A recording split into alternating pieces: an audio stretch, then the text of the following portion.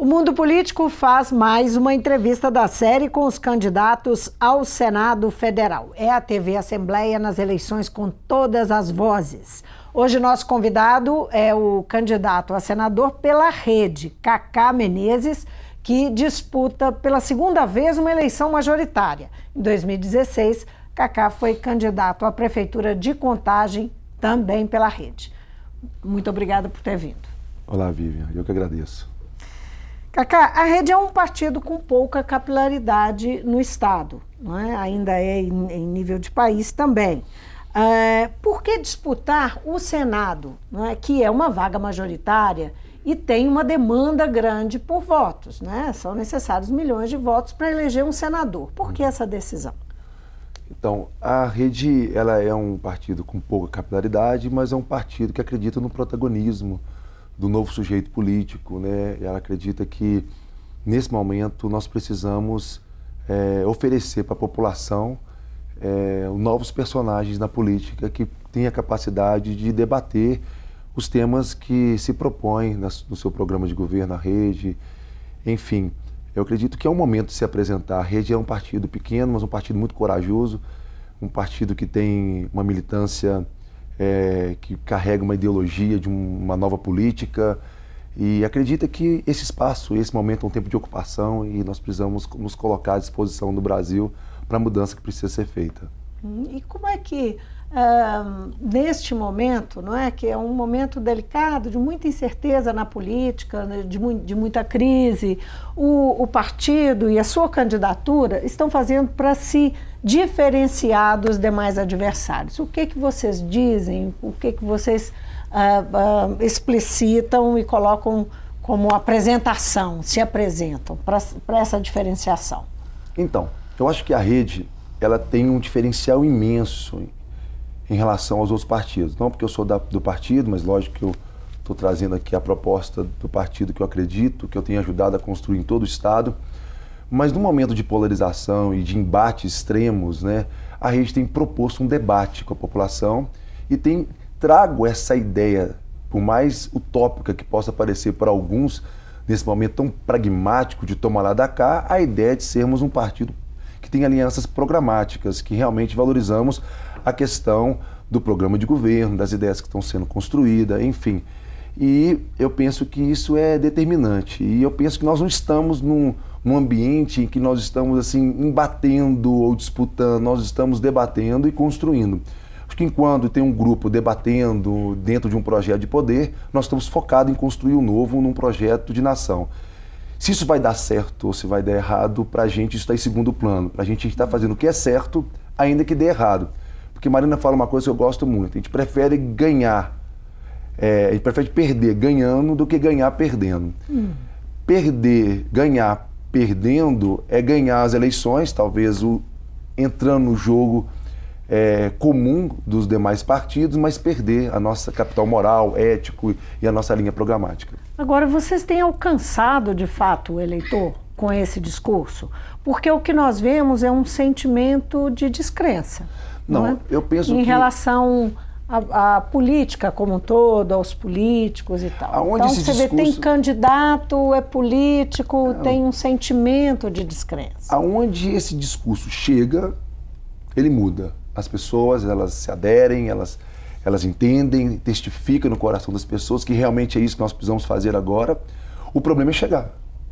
Eu acho que aí o problema que nós temos hoje é a questão realmente da capacidade de conseguir chegar. Então, por isso, nós temos apostado nas redes sociais, a gente tem apostado em grupos, mobilizações, enfim, para tentar, porque nós estamos num estado com 853 municípios, não é fácil, né? Quando a gente olha para a estrutura econômica, partidária dos outros partidos, realmente eles têm uma condição maior, né? Um capital, seja através da televisão, seja através das suas estruturas de material, enfim. A TV é o que fundamentalmente faz falta para a Rede? A TV tem sido para a gente assim, uma falta, mas não fundamentalmente não.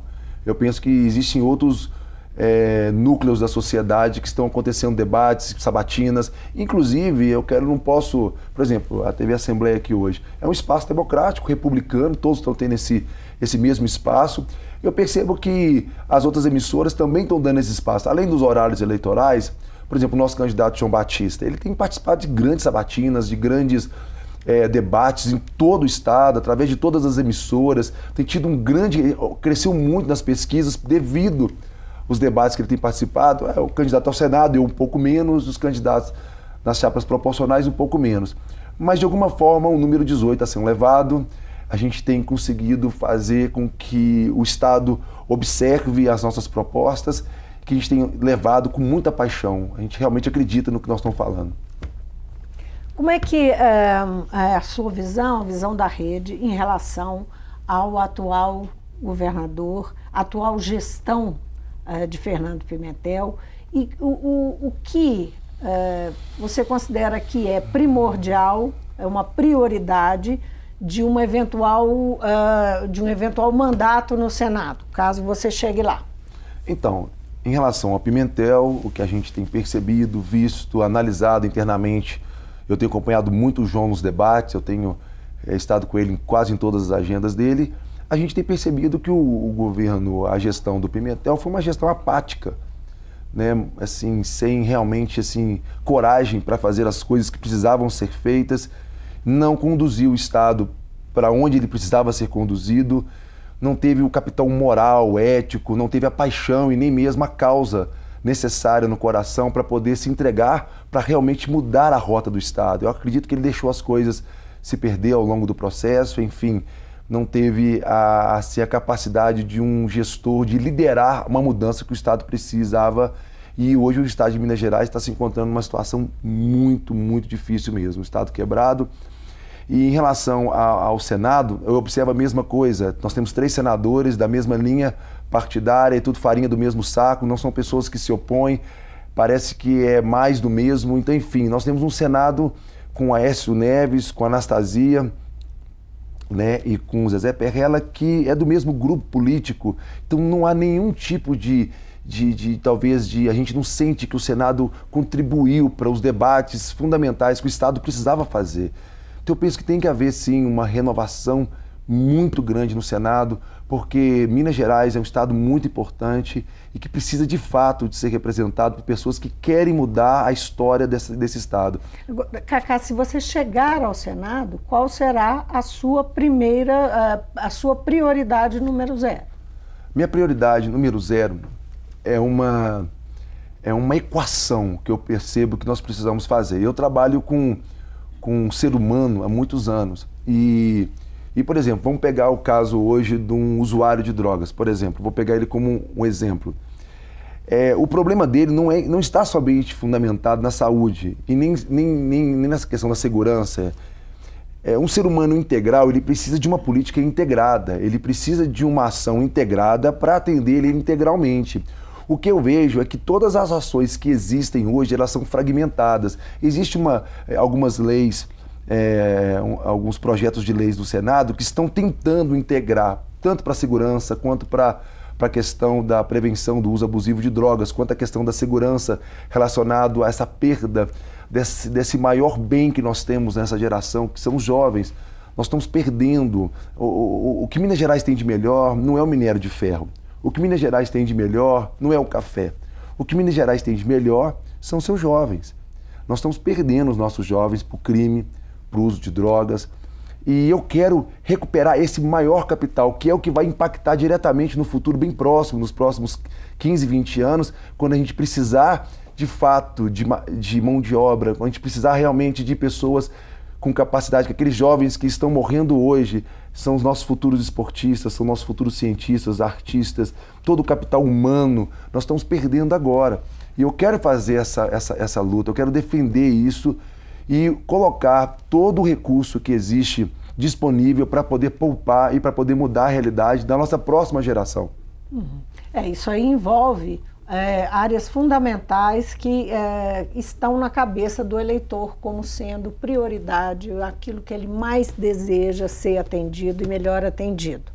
Isso, eu estou baseando isso nas pesquisas que, nesse período eleitoral e até fora dele, os institutos de pesquisa replicam sempre essa informação. que as pessoas os brasileiros estão preocupados, e Minas Gerais não está fora disso, com saúde, educação e segurança. Sim. Não é? Que estão ligados ao que você falou também. Mais ou menos, viu, Vivi? Mais ou menos. Eu tenho percebido que o eleitor está preocupado, sim, com saúde para ele, com educação para ele e com segurança para o indivíduo. E essa é a minha maior preocupação para o eleitor hoje. Então eu falo diretamente para o eleitor que eu acredito que nós não podemos pensar dessa forma. Nós temos que pensar... Só explicando. Então, como eu vou querer que você pontue a sua posição, a posição do seu partido e um eventual mandato no Senado em relação a cada uma das questões, vamos começar por segurança. Sim, então, por exemplo, hoje você vê uma onda de pessoas acreditando que se armar é a melhor forma de você combater a violência. É violência com mais violência. Mas quando você entende o problema como um todo e você tenta entender a questão do sintoma e da causa, você entende que armar vai proteger o indivíduo. Talvez ele, a família, a tentativa de fazer isso. Só que o problema não está apenas em se proteger, em se preservar, mas como nós podemos mudar a realidade como um todo. A política não é uma ferramenta de mudar a vida apenas de um indivíduo, mas do coletivo. Nós precisamos pensar no bem-estar social, no bem-estar para um todo. E eu percebo que as pessoas estão sendo tendenciosas a votar em pessoas que estão prometendo um benefício para o indivíduo. Eu penso que agora nós precisamos pensar no coletivo. Eu penso que agora nós precisamos construir políticas públicas que resolvam o problema de todos. Nós não podemos apenas pensar economicamente como vai priorizar a minha empresa, a minha vida, a minha casa, a minha família. Eu não estou na política para proteger a minha família, mas para proteger a família daqueles que não têm família. Tem milhares e milhares de jovens vulneráveis, crianças vulneráveis, pessoas vulneráveis a todo tipo de situação hoje. Por exemplo, saiu uma pesquisa hoje que o grupo que sofreu o maior impacto na crise econômica do nosso estado e da nossa nação foram os jovens, que estão vivendo com R$ 233 por mês. Eu fico imaginando, com R$ 233, isso aí ele ganha em menos de um dia no tráfico de drogas. Então, essas pessoas que estão ficando nessa situação de vulnerabilidade, a questão da vulnerabilidade. Agora, tem um enfrentamento também. Você está abordando o aspecto da vulnerabilidade. E da causa. E da causa. E o sintoma... Agora, como o Estado tratar, como o Estado atuar para tratar, né? A sua visão de como deve ser essa atuação e na atividade parlamentar atuar nesse sentido também. Então, eu penso que nós temos um problema social e econômico que precisa ser tratado e o social e o econômico, eles não podem pensar de uma forma distinta.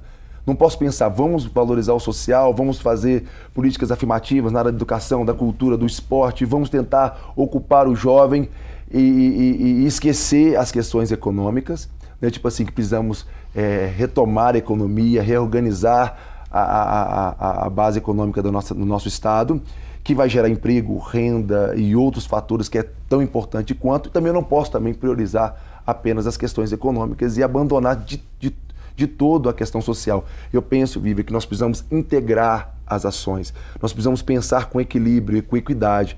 Eu penso que nós precisamos sim pensar numa reestruturação da nossa base da economia no estado de Minas Gerais e precisamos pensar em políticas afirmativas e reorganizar como vai se aplicar os recursos que nós temos disponíveis para poder mudar a realidade da base dessa estrutura perversa do crime e desse índice de mortalidade que nós estamos vivendo hoje, que é um verdadeiro genocídio, que eu penso que está fundamentado na educação, né, a escola integral, uma reorganização da estrutura da educação, uma integração das políticas da educação com a saúde, com o desenvolvimento social e com a segurança. Nós precisamos criar políticas horizontalizadas, porque o que eu vejo é que o recurso ele é verticalizado nas pastas. Então, por exemplo, um indivíduo não é igual um gato que tem 7 vidas, nós temos uma vida só. Por mais que você possa se comportar diferente num ou outro ambiente da sua vida, mas você só tem uma vida, você é um ser humano integral.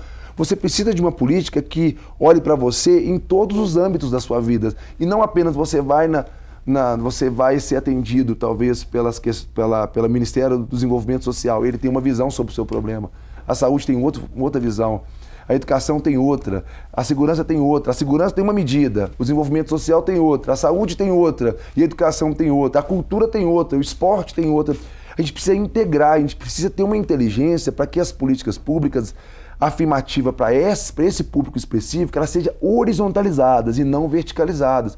Porque aí sim nós vamos unir forças, unir com a sociedade civil organizada, unir com a sociedade como um todo, com empresas e conseguir de fato combater um problema que ninguém vai conseguir combater sozinho e não existe uma bala de prata para isso. Agora, Cacá, quando você fala disso, eu fico pensando o seguinte, claro que quando você chama a sociedade civil, o Estado é natural que, se ela aderir, o Estado vai ficar forte, não é? O governo fica forte. Cria uma sinergia. Mas a gente sabe que mesmo, como é o caso da Rede, que uma candidatura não tenha aliados, não é?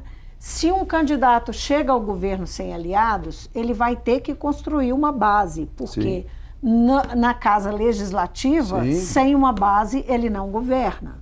Ele não consegue aprovar nenhum dos projetos que são necessários para viabilizar essas ideias, essa transformação. Não é só uma questão de gestão ali. Você tem também projetos, leis, emendas constitucionais que têm que ser feitas para que isso ocorra. Como fazer isso de uma forma individual? Como é que você vê, agora falando do seu partido, porque não é nem o mandato do senador. Eu não acho que um partido ele vai fazer, ele vai conseguir operacionalizar toda essa equação da política, da nova política, de implementação dessas ideias que eu estou falando. Eu acredito que nós vamos precisar de todos. Marina fala uma coisa que eu acredito muito. Nós vamos governar com os melhores de cada partido, nós vamos procurar. Tem muita gente no banco, Vivi. Tem muita gente que não aceita esse jogo do jeito que está sendo feito. Eu penso, é a mesma coisa você pegar dois sistemas operacionais. Você tem um telefone que funciona num sistema operacional e tem outro que funciona num outro sistema operacional. Os dois têm aplicativos, os dois têm as mesmas funções, mas um funciona de um jeito, outro de outro. Eu penso que a nova política é uma nova forma de se conceber e de fazer política. E eu penso que tem pessoas que são viciadas numa forma de se fazer, e tem um outro grupo que sabe jogar de outra forma. Nós queremos propor uma nova forma de jogar, porque essa já está falida, e a gente acredita que essa já está com seus dias contados. E a forma de fazer uma nova política é uma política mais participativa, é envolver a sociedade civil, envolver a sociedade como um todo, chamando a sociedade para ajudar a mudar essa realidade. Não teve uma vez que o povo não foi para as ruas, que não houve protesto, que não houve uma ação organizada, que não mudou algumas questões dentro da Câmara e do Senado. Só para a gente encerrar nossa conversa, que nosso tempo está acabando, como é que você enxerga o cenário de crise, esse cenário de crise no ano eleitoral e as perspectivas para a pós-eleição, né? Nós temos aí uma disputa grande para o governo do Estado, com vários candidatos. Para presidente nós temos 13 candidatos. Marina Silva, que é a candidata à presidência pelo seu partido, está lá figurando em segundo lugar, agora na pesquisa mais recente, empatada com Ciro Gomes, não é? Mas ainda não deslanchou. Como é que você vê o futuro, as nossas perspectivas para 2019? Então, falando não só de Minas, mas do país. Eu penso que todo o mundo da economia social, está todo mundo aguardando se resolver essa crise política. Está todo mundo olhando para saber para que lado o Brasil vai, para ver de que forma nós vamos enfrentar os próximos 4 anos. A minha maior preocupação, ela não está apenas no mundo político e quem vai ser eleito, mas quem o eleitor vai votar. Eu tenho tido uma preocupação muito grande. Muitos querem uma mudança, mas a pergunta tem sido: qual mudança? A mudança que vai beneficiar apenas um grupo ou a mudança que vai beneficiar a todos? A minha maior preocupação é que o eleitor, que o candidato que vai ganhar a presidência da República, ele vai representar um sentimento que a nação tem. Ou a nação está apostando de fato num processo sinérgico em que todos vão trabalhar para a mudança de um coletivo, porque a única forma que eu tenho de ter segurança na minha casa é se o menino da comunidade foi bem assistido. Não é colocando arma na minha casa, é protegendo lá na base, é mudando a vida das pessoas que não tem nada. Não é acumulando mais para mim. Então eu penso, hoje, o eleitor brasileiro, ele vai buscar uma mudança para ele ou uma mudança para todos? Essa é a minha maior preocupação. Se ele buscar uma mudança para todos e o candidato que ganhar for uma pessoa que represente esse sentimento, nós temos uma grande oportunidade de levar o Brasil para frente, chamar todos para uma mudança e todos participarem de uma forma sinérgica de um projeto de nação. Agora, se o candidato, se o eleitor votar numa pessoa apenas por um projeto de poder, onde vai beneficiar o indivíduo, eu temo muito que o Brasil possa entrar num caos enorme, porque aí nós vamos ter um cenário de pessoas cada vez mais pobres, cada vez mais vulneráveis à miséria e às necessidades, e um grupo cada vez mais rico e com mais privilégios. Então eu penso que nós precisamos combater privilégios, precisamos combater de fato o egoísmo que está institucionalizado no coração de muitas e muitas pessoas. Nós precisamos de fato de dar um passo diferente nesse momento, Vivian. Cacá Menezes, muitíssimo obrigada por vir ao Mundo Político. Eu que agradeço. Eu conversei então com Cacá Menezes, candidato ao Senado Federal pela Rede Sustentabilidade. Essa entrevista que você acaba de ver, ela faz parte de uma série com candidatos e candidatas ao Senado de Minas e ela é parte da nossa cobertura eleitoral em 2018. É a TV Assembleia nas eleições com todas as vozes. Obrigada pela companhia e até o próximo programa.